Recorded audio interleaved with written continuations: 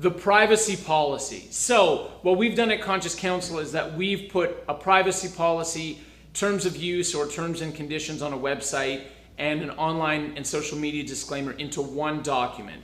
These documents are the ones that live on the footer of your website, and they are the documents that govern your relationship online. That's how I always explain it to clients. So the way that law works is you have different relationships, and in each relationship, the goal of using customized heart-leading legal documents is you create the best type of relationship with each document by communicating openly and honestly with whatever relationship that you're in, and as well as best legal practices. So when it comes to the privacy policy, the terms of use, and the online disclaimers, this is the relationship that we have with everyone who is either visiting our website or interacting with our content through social media or online, but also with anyone whose information we collect. And privacy policies are no joke. It's becoming more and more and more of a relevant issue in law, of the need to be in compliance with the relevant rules.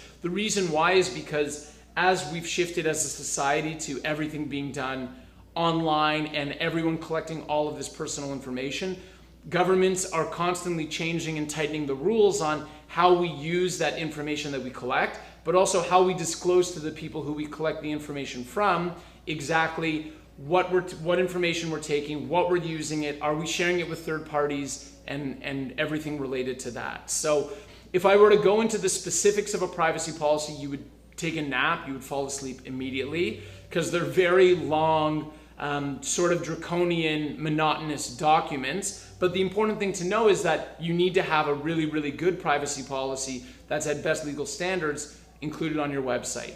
Terms and conditions or terms of use are the rules that will live on your website for how people can interact with the various content that you place on your website. It's sort of like, if you think of when you used to play a board game, or if you still play board games, you know, before you play the board game, you would read the rules. I actually haven't played a board game in so long that I don't know if now everything's digital. I wouldn't be surprised. But in my family, it was like you take out the paper rules and you would read them. And it's sort of the terms and conditions are the rules for your website. So making sure that you're protecting your copyright on the website appropriately. If someone's, posting things or doing something inappropriately, what are the rules around that? And just making sure that everything's squared away. When it comes to disclaimers are really important, specifically in the health and wellness industry, because you always want to disclose what your qualifications are to anyone who's viewing your content. If you're writing a blog post about, why gluten is bad, and you have no qualifications whatsoever related to nutrition, it's just your personal opinion, you should have some legal language around that. If someone is acting upon information that you share, you want to be really clear in the event that something happens or there's a problem, that you said, hey, well, also on my website was a disclaimer stating that, this is only my personal opinion and these are my educational qualifications, and, do take the information at your own risk, and making sure all of that's in writing objectively on the website so that in the event that there's a problem, you can easily revert to that.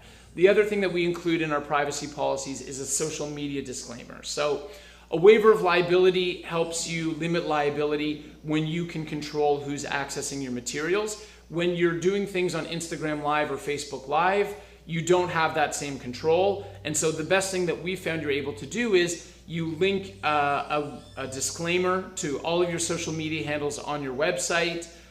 If you're on YouTube, we have a special YouTube disclaimer that we use, but you want to have somewhere in writing that you've shown people, hey, these are my qualifications, these are the activities that we're doing, do them at your own risk, these are our social media handles, and making sure all that information is connected so that in the event there's a problem or something happens, we can always go back and show, well, actually, this information was posted here on our website, and you had the ability to read that before you participated in the activities, and as such, we're not responsible. So that's what you get with the privacy policy, the terms of service, and the disclaimer.